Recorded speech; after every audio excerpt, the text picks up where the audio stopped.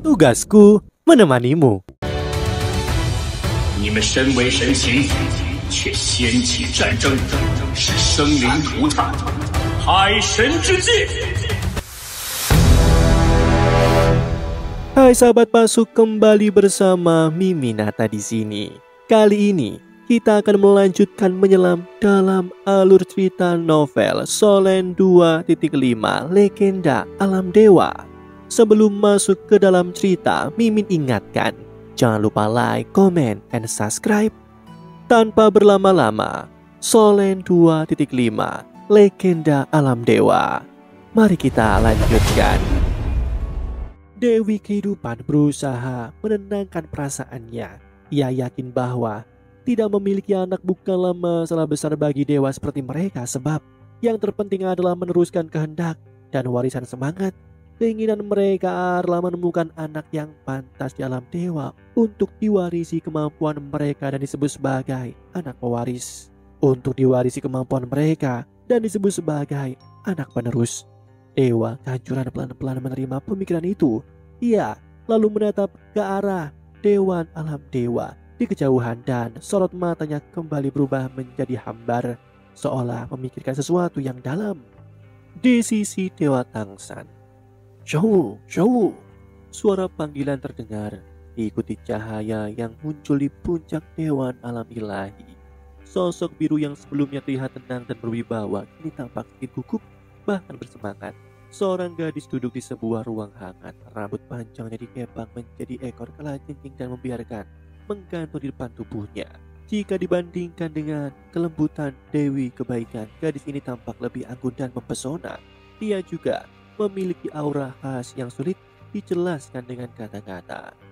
Pintu terbuka dan sosok biru itu menerobos masuk dengan gesit. Dalam sekejap, ia sudah berada di sisi sang gadis.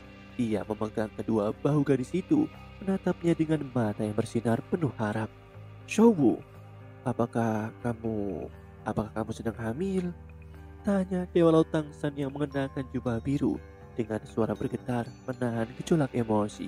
Sudah bertahun-tahun mereka tinggal di alam dewa, namun mereka baru dikaruniai seorang putri. Para dewa sangat ingin memiliki lebih banyak keturunan, namun hal itu sangatlah sulit. Memiliki satu anak saja sudah merupakan keberuntungan besar, sehingga Dewa Laut Tangsan hampir tidak pernah berani berharap untuk memiliki anak lagi. Namun setelah mendengar perkataan Dewi Kehidupan hari ini, tiba-tiba saja ia mengetahui bahwa mereka akan segera mempunyai anak lagi. Apa yang bisa membuatnya lebih bahagia dari ini? Shou cemberut dan berkata setengah kesal, "Aku sudah tahu kalau kau ingin sekali punya anak lagi. Tapi kau tidak pernah peduli padaku, tidak pernah memikirkan perasaanku." Dewa Laut Tangsan buru-buru melepaskan tangannya lalu duduk di sampingnya. Ia mengangkat gadis itu, dudukannya di pangkuannya, memeluknya dengan hangat dan lembut, membelai kepang kalajengking di rambutnya.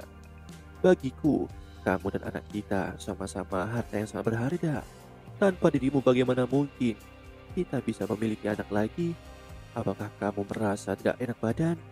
tanya Tangsan dengan lembut, tatapan penuh kasih. Shou bersandar di pelukannya dan tersenyum. "Tidak, aku merasa baik-baik saja. Dewi Kehidupan bilang bayi kita sudah berusia 2 bulan sekarang. 7 bulan lagi dia akan lahir. Wutong akan punya adik laki-laki. Menurutmu apa nama yang cocok untuknya?" Dewa Laut tersenyum lebar. Benarkah kita akan punya anak lagi? Luar biasa. Ini sungguh luar biasa. Terima kasih, Shou." Ia memeluk Shou erat-erat, matanya berbinar penuh kebahagiaan. "Hati-hati, jangan kasar. Nanti anaknya cedera," ujar Shou manja. Seketika Tangsan melonggarkan pelukannya, lalu dengan hati-hati membelai perut Shou. "Baik-baik, aku akan hati-hati. Lebih hati-hati lagi." Shou tersenyum geli. "Mulai sekarang ada 3 aturan yang harus kau patuhi. Setiap malam kau harus tidur di ruang kerja. Tidak boleh tidur bersamaku lagi. Kalau kau memelukku dengan kekuatanmu, aku pasti tidak tahan." Dewa Laut pura-pura mengusap keringat dahinya, lalu terpatah-patah menjawab, "Padahal bukan aku saja yang suka memeluk. Apa katamu?" Shou membuka matanya lebar-lebar, alisnya berkerut siap marah. Aku yang salah. Aku sering melakukannya." Tangsan langsung mengalah. Sama sekali tak berani membantah. Xiaowu mendengus puas. Nah begitu. Lalu, aturan kedua, mulai sekarang kau harus selalu mendengarkan perkataanku. Kalau aku bilang lakukan ini, kau lakukan. Kalau aku bilang ke timur, kau tidak boleh ke barat. Kau harus lakukan apapun kataku, walaupun salah.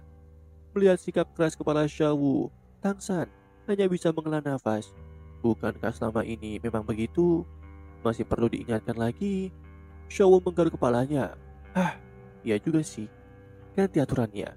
Sekarang begini, kelak jika anak kedua lahir, kau harus lebih mencintaiku daripada anak kita. Dewa Laut bingung. Mana ada ibu yang merebut cinta dengan anaknya? Ada-ada saja dirimu. Xiaowu berkata dengan keras. Aku tidak peduli, kau janji atau tidak. Baiklah, aku janji. Apapun yang kau mau, aku turuti. Jawab Tang San sambil tersenyum pasrah. Xiaowu melanjutkan. Adapun aturan ketiga, ia menoleh, berusaha mengingat kembali, namun aturan kedua tadi sudah diganti, jadi masih ada satu aturan lagi. Pokoknya aku akan setuju dan menurut. Jika nanti kau ingat aturannya, tambah saja, sahut Tang San dengan lembut. Jika para dewa lain menyaksikan sikapnya sekarang, pasti tak akan menyangka bahwa dia raja para dewa yang selama ini begitu disegani. Sangatlah penurut. Xiaowu lalu tersenyum lebar, melingkarkan lehernya ke leher Dewa Laut dan berkata, baguslah. Sekarang cepat pikirkan nama untuk bayi kita. Dewi kehidupan bilang anak kedua kita nanti laki-laki. Pada saat ini, Tang San sudah mengambil keputusan dan berkata, putri kita yang berharga bernama Tang Wutong diambil dari kata atas nama kita. Tang dari Tang Sanku, Wu dari Xiaowumu, dan seekor phoenix yang bertengger di pohon sikamor. Tang Wutong berarti phoenix kecil dari Tang San dan Xiaowu. Lalu putra kita yang berharga, mari kita lakukan hal yang sama. Aku pikir sebut saja dia Tang Bulin. Bagaimana? Mata Xiaowu berbinar dan berkata, apakah itu berarti unicorn kecil Tang San dan Xiaowu? Bagus, itu saja. Setelah itu, dia berkata dengan wajah pahit, hanya saja kata-katanya agak sulit untuk ditulis. Kamu akan lebih baik di masa depan bertanggung jawab untuk mengajarinya membaca dan menulis. Dewa Laut Tang San tersenyum dan berkata, tidak masalah, serahkan pada aku. Xiaowu puas. Setelah itu, dia memeluknya dan berkata, bagaimana pertemuan rutin hari ini? Tang San mengingat provokasi sebelumnya dari Dewa Kehancuran, menggelengkan kepalanya tanpa daya dan berkata, Dewa Kehancuran selalu sangat tidak puas dengan kendaliku atas alam dewa. Kali ini dia menggunakan masalah memperluas alam dewa sebagai provokasi. Xiaowu sedikit menyernyit dan berkata, tapi itu bukan solusi untuk selalu seperti ini. Bagaimanapun juga, Dewa Kehancuran adalah dewa tertua dan ada banyak dewa yang mendukungnya, terutama serangkaian dewa jahat yang semuanya adalah pengikut setianya. Aku hamil sekarang, jadi aku tidak dapat membantumu dalam hal kemampuan. Pasti akan sulit bagimu untuk membawa kekuatan dua dewa sendirian. Bagaimana jika dia merencanakan berbagai hal buruk? Kakak ketiga, kamu terlalu berhati lembut. Dengarkan kata-kata Bos Dai dan serang dia lebih awal. Dia selalu memperlakukanmu seperti ini dan itu tidak baik untuk seluruh alam dewa. Tang San berkata, Dewa Kehancuran adalah salah satu pendiri alam dewa. Terlebih lagi istrinya, Dewi Kehidupan, selalu sangat baik kepada kita dan dia mengendalikan kehidupan dan ciptaan. Baik itu penciptaan atau penghancuran itu adalah tanggung jawab siapapun. Jika kita benar-benar berurusan dengan mereka, itu akan sangat tidak menguntungkan bagi galaksi yang kita kendalikan. Apalagi Dewa Kehancuran hanya memiliki keinginan yang lebih besar untuk kekuasaan dan sifatnya tidak buruk. Jangan khawatir, aku akan menangani masalah ini dengan benar. Setelah beberapa saat, aku akan berbicara baik-baik dengannya. Xiaowu mengangguk berkata, apakah benar-benar tidak mungkin untuk memperluas alam dewa? Tang San berkata, ternyata itu bukan tidak mungkin. Alam dewa kita dibentuk dan dipelihara oleh kekuatan pikiran dari benua-benua alam yang lebih rendah. Satu hari di alam dewa sama dengan 1 tahun di dunia fana. Selama bertahun-tahun, alam dewa telah mengumpulkan kekuatan pikiran yang cukup. Jika kita melihat ini, sebenarnya mungkin untuk membuka alam dewa dan meningkatkan jumlah dewa. Jika itu normal, aku setuju. Setelah perluasan alam dewa, kita juga bisa mengendalikan lebih banyak tatanan planet yang merupakan hal yang baik. Hanya saja, setelah mengatakan ini, dia berhenti dan mengerutkan kening dalam-dalam. Xiaowu bertanya, Atau karena firasat itu? Ya, Tangsan mengangguk. Shou berkata, ketika kamu memiliki firasat ini adalah ketika menantu kita baru saja menjadi dewa. Pada saat itu, kamu mengatakan bahwa dalam waktu kurang dari 30 tahun akan ada bencana di alam dewa dan tidak ada gerakan sama sekali. Belum lagi dewa kehancuran semakin menanyaimu. Bahkan beberapa dewa tingkat pertama dan kedua di alam dewa memfitnahmu. Kakak ketiga, apakah benar-benar tidak ada kelalaian dalam persepsimu? Tangsan menarik nafas dalam-dalam. Matanya menjadi dalam, meletakkan Xiaowu di tempat tidur, berdiri dan berjalan ke jendela. Kamar tempat mereka tinggal adalah titik tertinggi dari komite alam dewa. Dari sini, melihat kejauhan dengan kekuatan suci Tangsan, dia bahkan bisa melihat hampir seluruh alam dewa. Aku punya firasat bahwa bencana tampaknya semakin dekat dan dekat dengan kita, dan itu akan muncul paling lama dalam 1 tahun. Itu sebabnya aku tidak bisa membiarkan dewa kehancuran membuka alam dewa saat ini.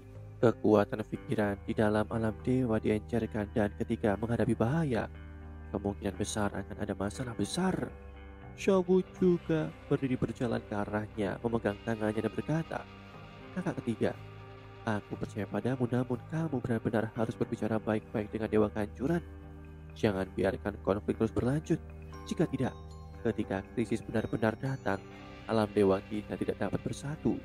Bagaimana kita bisa melawannya?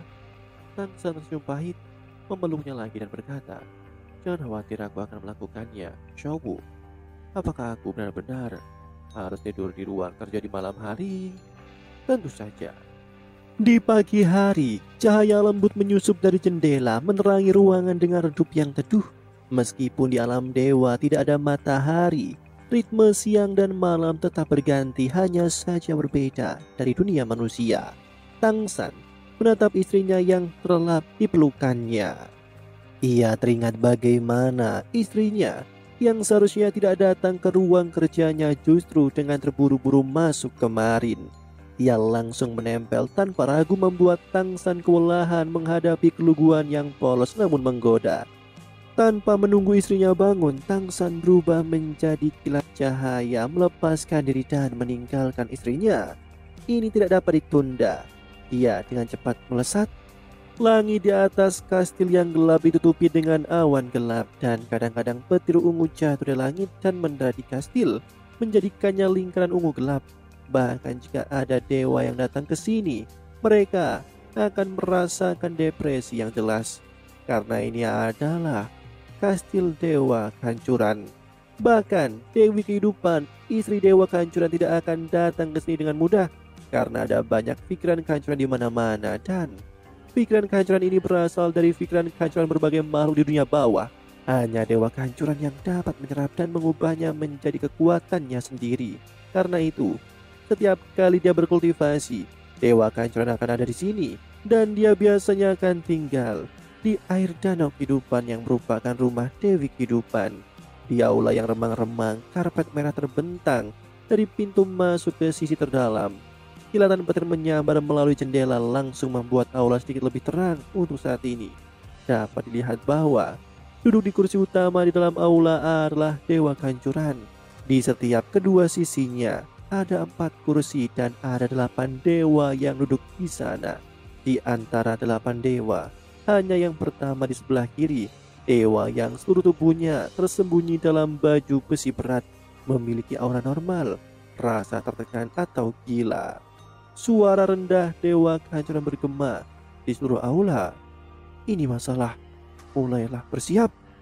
Begitu kata-kata ini jatuh, tubuh 8 dewa yang duduk di bawah sedikit bergetar. Seorang dewa dengan cahaya hijau samar di matanya berkata dengan suara yang aneh, Tuan, bisakah kita benar-benar memulainya? Tapi sepertinya masih ada. Suara dewa kehancuran tiba-tiba menjadi dingin dan seluruh aula tiba-tiba menjadi sunyi. Aku bilang sudah waktunya untuk mulai bersiap. Tidakkah kau mengerti? Dewa itu berkata dengan tergesa-gesa dengan ketakutan. Ya Tuan, kami akan mulai bersiap sekarang. Dewa kehancuran berkata dengan dingin. Aku akan menyelesaikan masalah dewa laut. Setelah aku mengendalikan pusat alam dewa, aku akan memulainya. yang harus kau lakukan adalah mempersiapkan semua pekerjaan awal. Ya Tuan, 8 dewa berdiri pada saat yang sama dan dengan hormat memberi hormat kepada dewa kehancuran. Pada saat ini di belakang masing-masing dari mereka, lingkaran aura menyala, baik gelap atau terang. Semuanya berjumlah 7 lingkaran, lapis demi lapis, dan itu menandakan bahwa mereka adalah dewa tingkat 1. Dewa kehancuran berdiri dan lingkaran cahaya menyala di belakangnya. Dibandingkan dengan dewa tingkat pertama di bawah, lingkaran cahaya di belakangnya jauh lebih besar dengan 9 cincin di dalamnya dan aura kehancuran yang kuat menjulang. Mata merah gelapnya terlempar ke kejauhan.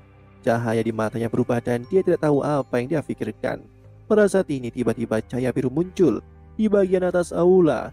Ketika cahaya muncul, tubuh 8 dewa yang tersembunyi dalam kegelapan di aula sedikit berbentar.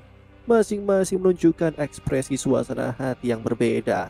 Cahaya merah di mata dewa kehancuran juga sedikit kental. Demikianlah alur cerita novel Solen 2.5 Legenda Alam Dewa untuk hari ini. Sebelum Mimin akhiri, Mimin ingatkan jangan lupa like, comment, and subscribe karena tugasku kan selalu menemanimu.